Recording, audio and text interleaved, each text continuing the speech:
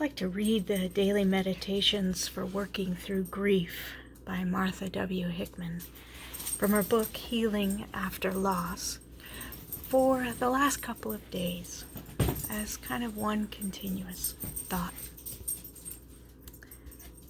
March 11th, it begins. I will not allow my sorrow to be a barrier between me and the people I love. Sometimes it may even be a bridge. We are called to be food and drink for one another, wrote Wendy M. Wright.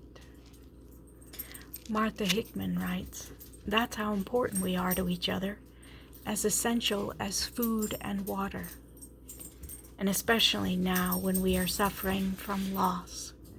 We need our friends and family to comfort us, to buffer against loneliness, to share our memories and our grief.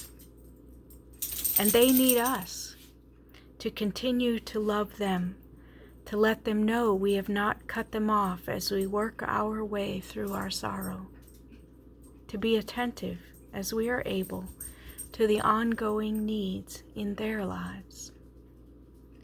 And it isn't automatic that these bonds of love and friendship will be honored. Especially when we are feeling sad, it may seem easier to isolate ourselves. But that will not do. It isn't good for anyone, not long term. The nourishment we need to live fully comes not only from food and drink, but from the people we love and who love us. And for March 12th, she wrote, the present crisis is always the worst crisis. We get through one terrible day, then another. Eventually, the first anguish of grief begins to fade.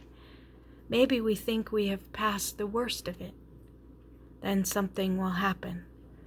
The strains of a familiar song, the scent of flowers or perfume, the figure of a stranger across the street who holds her head in that familiar way. And we are overwhelmed with fresh grief.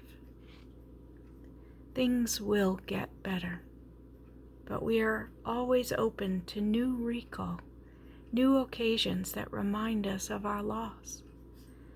Our grief seems fresh again, but it too will pass. So may I accept the rhythms of grieving.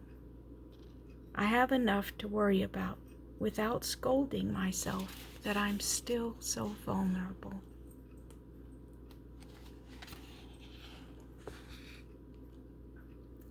And then for March 13th, my grief is mine, and I am part of the human family.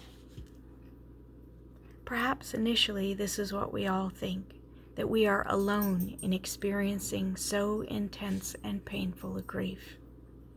We may even be jealous of that grief, offended at the notion that anyone else could grieve as much as we do.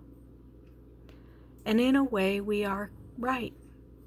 Our experience is like no one else's. Perhaps this holding on to our grief as though it were unique is a way of learning,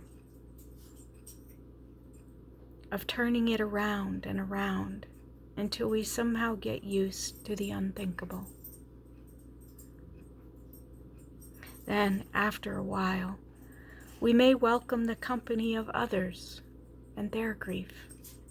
Most communities have grief support groups of one sort or another. People with whom one can speak freely of how bad it is without fear of being thought excessive or indulgent or stuck. When you begin to describe a particular sharp moment of unexpected pain, these friends will nod their heads. Yes, I know what you mean. They know the stumbling blocks and pitfalls of the journey we are making, and they help by assuring us that things really do get better.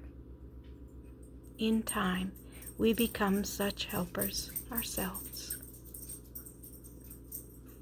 So, friends, give yourself time. Accept wherever you are today in your journey.